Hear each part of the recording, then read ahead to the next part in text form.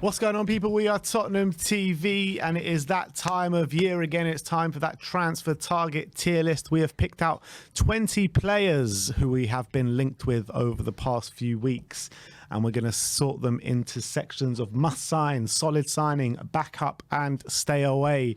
I know you guys love it when we do the transfer target tier list, so let's get straight into it. You excited for this one, Sim? Very, very excited to put into tiers who we're not going to be signing. Yeah, literally. Can't wait. Literally. But let's start off with Harvey Barnes. So you've got Harvey Barnes, you've got stay away, backup, solid signing, must sign. Probably goes into solid signing for me. I don't think he's a must sign considering his price and considering position, quality. I think he's a really good winger. He would really help with the with our squad and the attacking options. But I think he'd be a solid signing. Do you think, like, long term, he could be a player to replace Son? I don't think he could get to those levels of Son. Son's levels are, you know, world class, potentially bordering on elite levels at times. So I think Harvey Barnes is a level below that. So if he could get to those levels, I would put him in must sign. But that's another reason why he goes into solid signing for me. I think if he was a bit cheaper potentially, I might put him must sign. But I think because of his price, I think it'd just be a solid signing. All right, Harvey Barnes goes into solid signing. Next up is Sofyan Amrabat. Obviously been linked with him for a long time now. Had an amazing World Cup with Morocco, one of the standout players of the whole tournament. But we do have fairly good options in that part of the pitch. Yeah, I think he would just be a backup for me. Like, Bent, I don't, as much as he had a brilliant World Cup and he's doing well for Fiorentina, I like him, but I don't know if he's going to would out Bentancur. Like Højbjerg is playing well. You've also got Basuma and Al-Sar coming through. He'll be competing with there. You got Skip there as well. So I think he would be a backup. He's not one who I'm desperate for, but you know, he would add quality depth to the squad and could potentially, I guess, get a starting spot. But I think he'd be a backup. I still think he would be a solid signing. I think he would, rival Højbjerg for that spot in the central midfield, potentially even overtake him after showing what he's about in the team. But I get what you're saying in terms of we have so many options in that area of the pitch, and it's not really an area which we desperately need right now.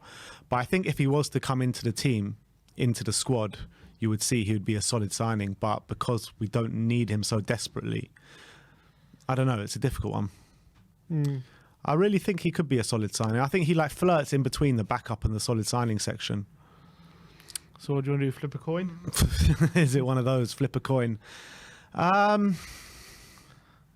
don't know. I think for me, he's competing with Bentancur for that position, and Basuma, actually. And I guess you could argue he might be better than Basuma the way Basuma's playing. I don't think he's better than Bentancur. I don't think he's really, like, him and Højbjerg are very different players. I don't think he's competing with Højbjerg. And again, as well, we saw with Amrabat, the one game they moved to a midfield 2, and he struggled, and he needed that midfield 3 to really thrive. So I don't know. I just think that's why I think he'd be back. I think if he was to partner Bentancur in the middle of the park, I think it would be a really solid partnership with,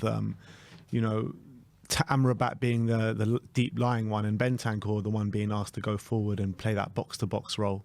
So I think he can overtake Højbjerg in the squad, and I think it could be a really good partnership, Amrabat and Bentancur. I don't know. I don't know if he can do the role of Højbjerg. In terms of the role he's picked up this season, to getting those final third contributions and stuff like that. That's what I'm saying. I think Bentancur can do that, though. Potentially. But I still want Bentancur in those deeper roles because of his dribbling ability. As much as he is good, he's proven he can be a more effective going forward. I don't know. I guess it. I just think we're better off going elsewhere. I don't think we need him. That's why I think it'd be a backup. I don't know. Whatever. We can put him in solid signing if you want. Let's flip a coin. Have you got a coin to flip? No. All right, no coins. So we'll just we'll put him in backup for now. Next up, Alexis McAllister. He's one where you know, he's got attributes that maybe sometimes we don't have in this squad in central midfield in terms of ball playing ability, in terms of going forward. I really like the look of him at the World Cup. He's flourishing for Brighton as well. He's got really good ability in striking a ball and a wonder of a foot that can, you know, for set pieces, shooting from far out of the box, which we don't really have from midfield. Yeah, I'm flirting with must sign here because I think he's creatively. I think left side of a midfield three, he's showed for Argentina how effective he can be. I think Brighton, he's really started the season so well, even before the World Cup. He's broken into the Argentina team. On the world stage, he was brilliant. I thought in the World Cup final, he played so well. In the lead up to the World Cup final as well, he was fantastic. And he's come back to Brighton, 2 goals in his first game back. And I think he's versatile. He's played for Brighton in a double pivot and he's played in a midfield three. So I think he could, and he's young as well, and we've got him at a good time. So I really believe McAllister could be exploding at the moment, and we could be getting him at a good time. Who does he overtake in the starting 11 for you?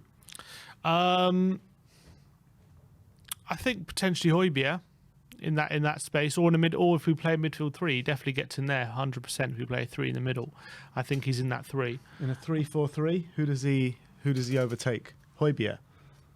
I think he'll put him in the pivot, yeah. Probably maybe Højbjerg if creatively. To be honest, it obviously depends what game. I think if we're playing a game where we know we're dominating possession, you put him in there. If not, probably not. But I'd really like to see him through the door. I really rate him massively as a player, but I think must sign might be just a bit too much. I think, like, again, he flirts in between. I just think age. How old is he? Like 24? 20, yeah. Age, position, quality, timing. I think it all lines up in a way. How much will it cost to acquire his services? Well, before the World Cup, they were saying 30. Now they're saying 40 or 50. But it could be. I think it could be worth it getting someone like him in, and I think he could also potentially play in a front three potentially if need be as well. All right, you've convinced me. You've convinced me. Must sign for Alexis McAllister. Next up, Pedro Porro. I think we all know where we're going to put him. Must sign. Pay the bloody clause. Yeah, Exactly. we need him. For me, I don't understand. Like, either we want him or we don't. You know what I mean? Have we identified him as his upgrade for wing back? You know what I mean? Because from all the indications, you know, Conte said he likes the look of him. Paratici likes him. They've done their scouting and they've decided, okay, this is the guy we're going for. And then they're bulking at a 45 million euro release clause. But then we've also heard that there's reservations about his physicality and if he can, you know, suit a Conte system. If you don't want him, then don't go for him. You know what I mean? But if you're convinced that he is the upgrade that we could be looking for with his attributes, then a 45 million release clause, which is like what in pounds, about 40 million pounds, that should not be something that should stand. We've paid 42 million for Sanchez 5 years ago. Yeah. You know what I mean? So like, you know, that kind of money shouldn't be preventing you from signing a wing back.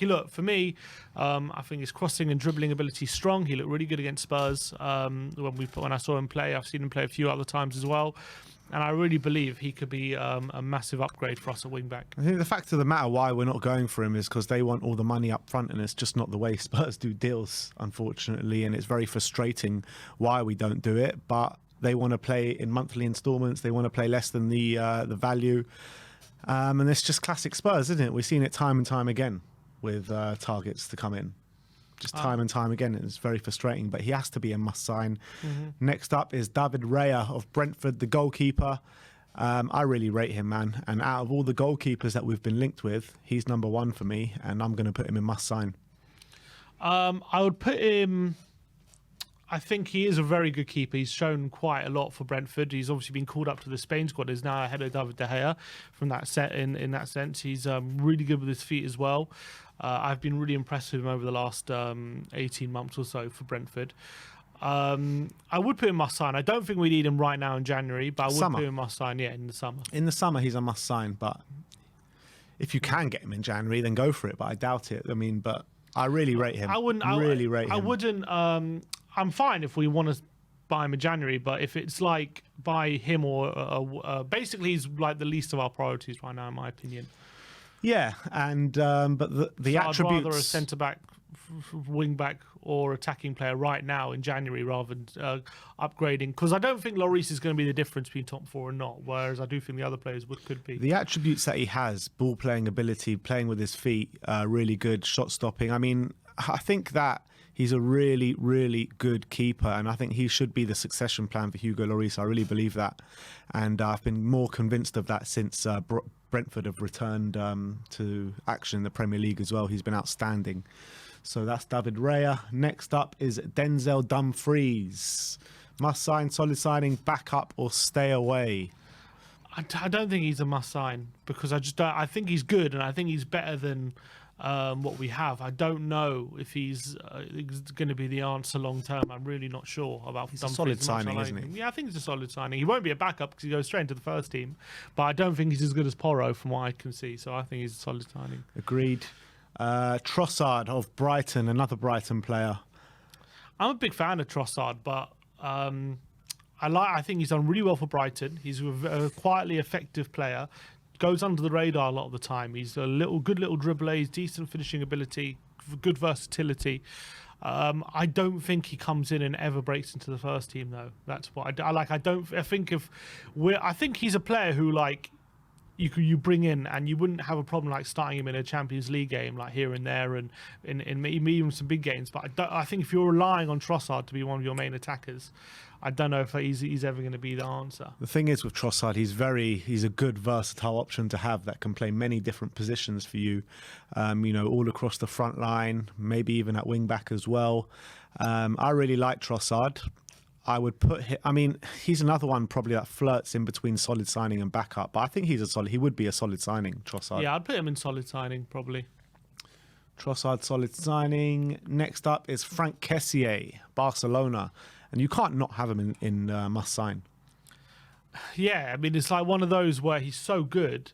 Like if you're going to sign him, he's a must sign. But it's like because we have so many good options in centre mid, we're not desperate for him. But he comes in and he's the best midfielder at the club. Yeah, that's the thing. So from that aspect, like he's an upgrade on what we have. So I guess he is a must sign. Yeah, I guess he is a must sign there. Frank Kessié in must sign. Adrian Rabiot, which is going to be an interesting one. If he comes into this team, though, he's probably on ability one of the best, if not the best midfielder at this football club.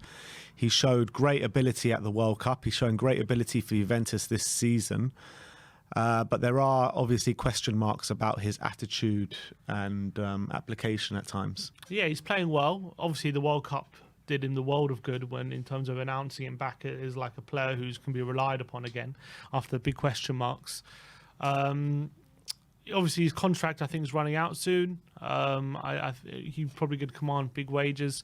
He's still at a decent age, I think 27, 28, so he's still fairly young. Well, not young, but he's not like in his 30s. Good age? He's not in his 30s. I don't think he's a must sign. I don't. I think if we were more desperate for his position, then he would be, but I think he's a solid signing. Before the World Cup, I would have done stay away, to be honest. But because of his performances at the World Cup, it's convinced me that he's still got a lot to offer right now. I was convinced before the World Cup, actually, seeing what he's been producing on the pitch for Juventus this season, but it's not been for long enough. And I'm always wary when a player kind of improves this much in the last year of his contract. Always, yeah. There's many times you see that as well. You saw it with Adebayor time and time again. You saw it with plenty of players. And just for that in itself, I would say solid signing. I think he's one of those that's either stay away or solid signing. Yeah, basically. He's not a must sign and he's not a backup. He's one of the two. From what he's shown in the last maybe 12 months, then... Form-wise, he's solid signing. Yeah, in the last 12 months, he's solid signing, but in the last 4 years, he's probably stay away. Yeah, exactly. So it's difficult which way to go. I think we'll give him the benefit of the doubt and put him in solid signing. Only because it's form. He's lucky. Better keep up, Rabiot, or we're going to stay away. Kolo Muani of Eintracht Frankfurt came on, had a few cameos in the World Cup, looked really good. I wasn't really convinced of him before the World Cup, but since I've seen him in the World Cup, he looks like he's got some really good attributes, really quick. Looks like he knows where the back of the net is, direct. I like him, but if he comes into this team, does he get much minutes? Yeah, and he actually played off the right a bit as well. And obviously, I know his main position's up front. I think he goes in as backup. I don't think. Obviously, he's competing probably with Harry Kane in the forward line. Yeah. I know he played on the right, but I don't see him as a player who's really competes with Kulusevski for that right hand spot. I wouldn't want to see him on the wing too much. So I think obviously he comes in as striker. I guess you could argue any striker we're looking at would go into backup, but I think that's where he belongs, unfortunately. Backup for Kolo Muani. Yeah, I'd agree with that. Next up is Mohamed Kudus of Ajax. Brilliant World Cup with Ghana. Brilliant year with Ajax as well. Versatile, can play in the middle, can play out on the wing. I think he would be the perfect kind of player to stretch Kulusevski and provide competition for Kulusevski. He can play in a middle role as well, in a middle three if we want. So very versatile. I'm putting him in must sign. I agree. I think age, position, quality, all and price as well. I think all put him in a must sign position. I think. Whereas Alexis McAllister is a midfielder who could play up front. He's a player, a forward player who could play in midfield, and he showed that. I was so impressed for his showings for Ghana. He played in midfield three, and I really had doubts whether that could be a position for him. But he was fantastic in the World Cup in that position, making runs from deep, getting to the forward positions, and getting goals and assists. When he was doing the leg work as well in midfield, I thought he was absolutely fantastic, Mohamed Kudus. So I'd prefer to sign him than McAllister. I would as well, because I think he's a forward player who showed he can do a very good job in midfield. Whereas I think McAllister, you don't want to see him in the front three too often, but you can do it. But I think Kudus would be top of the list for me. That's again why I'd put McAllister in solid signing for me and Kudus in a must sign, because I think McAllister, brilliant player, still got a lot more to show as well. Young player going through the ranks at Brighton and Argentina. But these players like Aporo, David Raya, Frank Kessie and Mohamed Kudus will make the world of difference to us, and they're signings that we desperately need. Whereas McAllister, I think it'll be great to have him, but I don't think that we desperately need him. I mean, he would be like, obviously not the same level, but he would be like in the position where if we signed Eriksen and this season in the summer, that central midfielder. And I think from that kind of position, there are not too many better players, I think, for us than McAllister. That's why I'd put him in a must sign as a creative midfielder. Whereas Kudus is different. He's a forward player. We also need a forward, but he can also do that creative midfield role. So if we're looking purely for a creative midfielder, McAllister from that point of view is a must sign. But if we're looking as we're also looking for a forward, the forward role, Kudus is a must sign. But if we're choosing between the two, I'll choose Kudus. All right, let's put Kudus up front. Next is Marcus Thuram. End of his contract, the end of his season. Performing really well this season. Bit of a goal machine. Can play up front, can play out wide. Did a great job for France, I thought, in the World Cup as well. He did do a great job for France. He hasn't had a consistent career as of yet, though. It's kind of one season on, one season off, one season on, one season off. I think the jury is still a bit out on Marcus Thuram, but I think that he is showing a very high level at the moment. That's the facts of the matter, and he's a goal machine in Germany this season. Yeah, he's been very up and down last few years. Good things in his favour. Versatile, can play left, right, or centre. Obviously got pace, and his contract's running down. So those are all good aspects. I think his consistency and potentially his finishing aren't the best right now. Still quite young. His finishing. I mean, he scores so many goals. Yeah, I know, but it's not the same. Like in Germany, you get so much space. It's different when you're look how many goals Werner got in Germany, and then he comes and he's not getting as much space in England, and it's a different story. I think his finishing can be it's decent, but it's not it have a lot of work to it. I think he'll probably go into. I think he'll probably go into backup. Backup, Thuram. I disagree. I think for the attributes that he has, for the money that he's going to cost, I'd put him into solid signing. I mean, you're talking about such a cheap price for a player that can explode, that's scoring bags of goals at the moment, that showed good quality for France in the World Cup. It's no mean feat to be called up by France as well. I'm putting him in solid signing. All right, you've convinced me. All right, Marcus Thuram, solid signing. Next up is Weston McKennie, central midfielder, American Juventus player. Hasn't really kicked on the last couple of years, to be honest. We've been linked with him for quite a while. I don't really think we need him, to be honest. I don't think we need him either. I think we've got better options right now in the squad. I don't think he massively improves them. I think he's, again, good for depth and things like that, but... He comes in as a backup. Yeah, I think backup. It would be harsh to put him in stay away because he's still a good player, you know what I mean? Yeah, I wouldn't say like definitely don't get him, but I would say like he's such a like all the other midfielders on the list I'd much rather than him. I don't think he's the profile midfielder we need, in my opinion. Jordan Pickford, having a really good season, to be fair, for Everton. He's probably like the shining light in that Everton team at the moment. Had a good World Cup for England, never really lets England down. Some would say he's even having a better season than Lloris at the moment. But with the other goalkeeping options out there, David Raya, Emi Martinez and Jordan Pickford, he would be bottom of my list. Yeah, I don't mind Pickford. I think he's a decent keeper. I just don't think he's a top 6 goalkeeper. I really don't.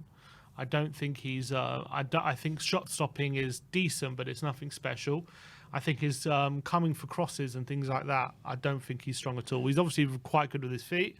I'll give him that. I think penalties, he's decent. I just don't see him being a top 6 keeper. That's why I would stay away, in my opinion. Completely agree.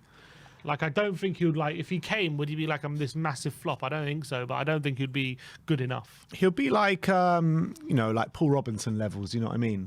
Like, good for a bit, and then maybe have a drop-off, then maybe good for a bit. I can't see him being consistently a really good goalkeeper for us. Are you going to win a league with Pickford in goal, or are you going to challenge for a league with Pickford in goal? Nah. I doubt it. Nah. Piero Hincapié, first centre-back.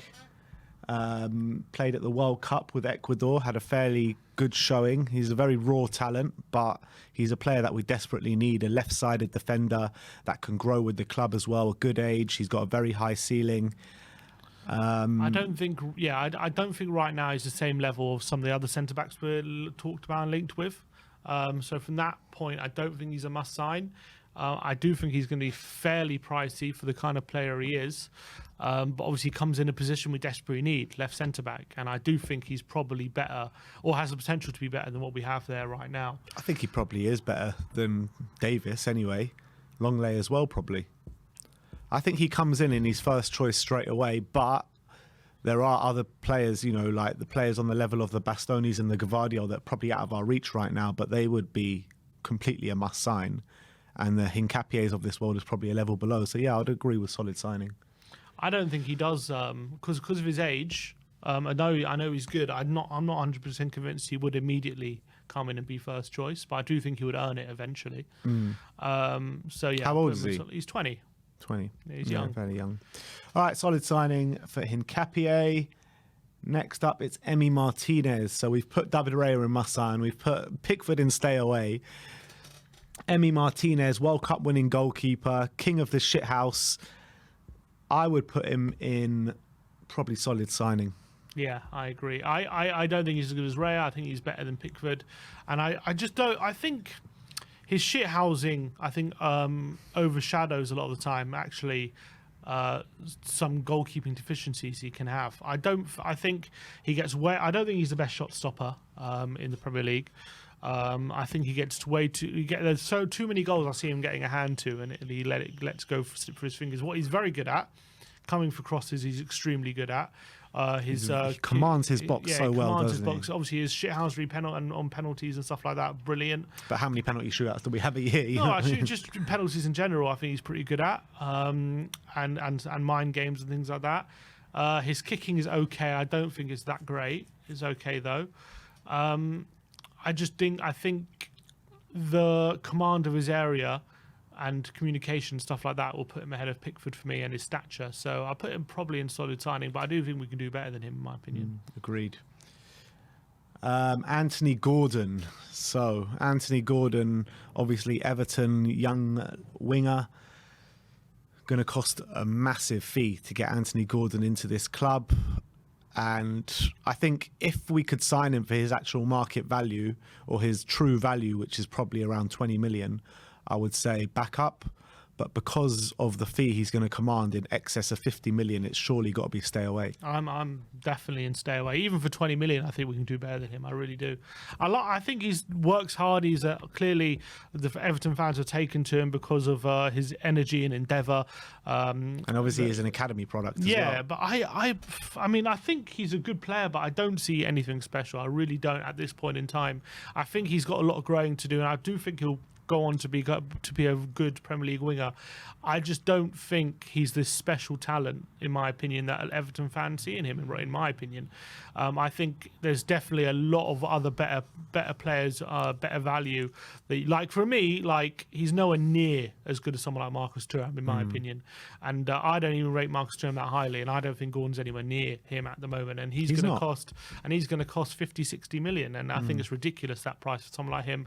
Well, I think he scored like 7 Premier League goals, and I think over half of them have been deflected. You know what I mean? Like, I don't think for me he's at that level yet, in my opinion. I think even backups you can get a lot better than him. Yeah, I mean, I like Anthony Gordon, I really do, and I think I probably rate him higher than you rate him, but like for 50 million, there's just no point. Like for 50 million, you can buy so much better players for 50 million. Like you say, Marcus Thuram, Ismail Assar, Wilfried Zaha, all better than him. Trossard, all better than him. McAllister, even out of position on the wing, is better than him. So Gordon, unfortunately, goes into stay away. Next up is Evan Ndika, Eintracht Frankfurt centre-back. I like him, Ndika. Probably the same kind of reasoning as Piero Hincapié.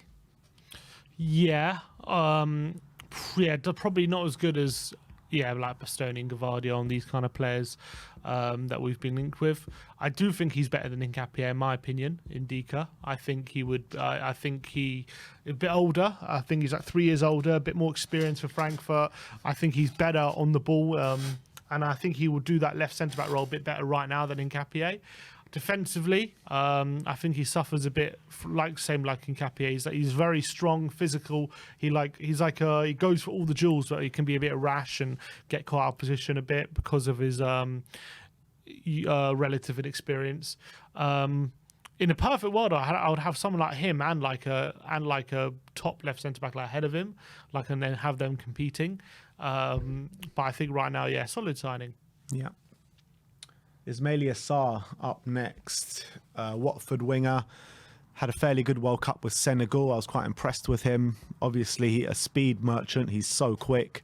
I think he started to add a bit of end product. I think he scored quite a few and assisted quite a few in the Championship this year. But I would probably put him in backup, to be honest, Ismail Assar. Yeah, I think obviously most of his good work, unfortunately for him, has been in the Championship. Hasn't really been he was good in the Premier League, but he wasn't didn't set the world alight. But he was still fairly young. He's got unbelievable pace. To be fair though, we saw the same with Mitrovic, right? Mitrovic, last time he was in the Premier League, hardly got a goal. Went to the Championship, scored like a record number of goals, and now look at him in the Premier League this season. Yeah, he's a good striker. I never doubted Mitrovic's quality. But what would you want Mitrovic at Tottenham? I don't know. Well, Mitrovic to play. I would love Mitrovic at Spurs. You reckon? Yeah, I would love Mitrovic at Spurs in terms of a competition for Harry Kane. I think we could do better than him, and I think we could do better than Sarr as well. I think Sarr's good. I wouldn't have him. I wouldn't have him in stay away, but I don't think he's better than a backup, in my opinion. I don't think he's a solid signing. When you're looking at Harvey Barnes, Trossard, Marcus Thuram, you'll say Sarr, he is a level below them. Yeah, I think so. All right, and last but not least is Wilfried Zaha. I know you're a big fan of Wilfried Zaha. Massive fan. 30 years of age, end of contract at the end of the season. It's an interesting one because he's got supreme ability, obviously. He's carried that Palace team for years. But at that age, how many years are you actually going to get out of him? That's the only literally the only reservation I have on Wilfried Zaha is his age. Because at 30 years of age, he will be 30 in February. Has that boat sailed a bit in terms of really getting his peak?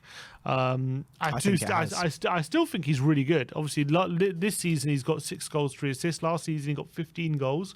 The season before he got 11 goals. So his productivity last few seasons is definitely at a decent level, and we could definitely add that as well. You can play up front. He's done the number 9 role for Palace. He can play off the left really well. I'm not a big fan of him off the right, but he can do that if need be. But obviously off the left and up front, he's much stronger.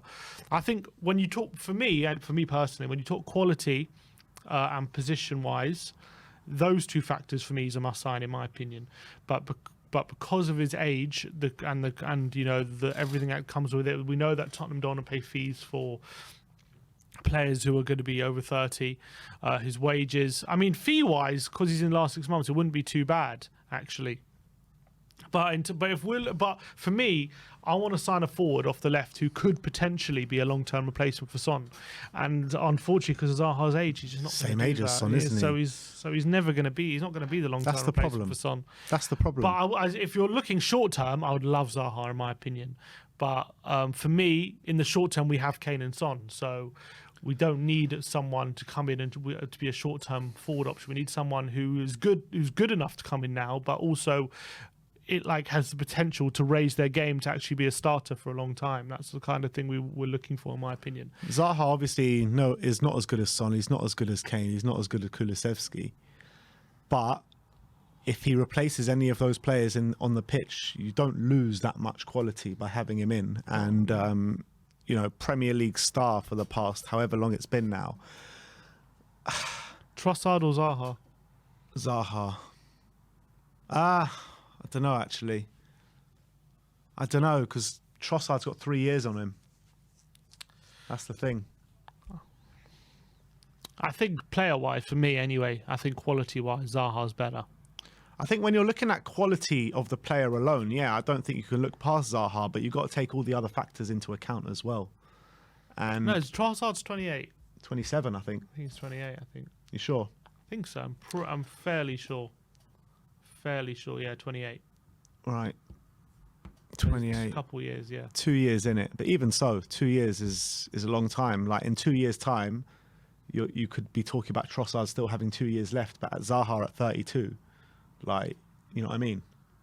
You could get probably potentially 4 years out of Trossard, but I don't think you're getting any more than 2 years out of Zaha. I think you are, because I think if Zaha gets a new challenge, he's playing Champions League football for the first time. I think he's going to do his utmost to be in the best condition to prolong that career if he gets his chance at playing at the top table, because he hasn't done that his whole career. So I think you can get 3 or 4 years out of Zaha, in my opinion. Wow, 3 or 4 years. You think he can go to like 34? I do. I can't see it. Anyway, I'd put him in solid signing. Wilfred, yeah, I'll put him in solid signing then. All right. Well, there you have it. That is the completed tier list, and let's run through it all. So in stay away, you've got Jordan Pickford and Anthony Gordon. In backup, you've got Sofiane Amrabat, Kolo Muani, Weston McKennie, and Ismaili Assar. In solid signing, you've got Harvey Barnes, Denzel Dumfries, Leonardo Trossard, Adrian Rabiot, Marcus Thuram, Piero Hincapié, Emi Martinez, Evan Ndika, and Wilfred Zaha.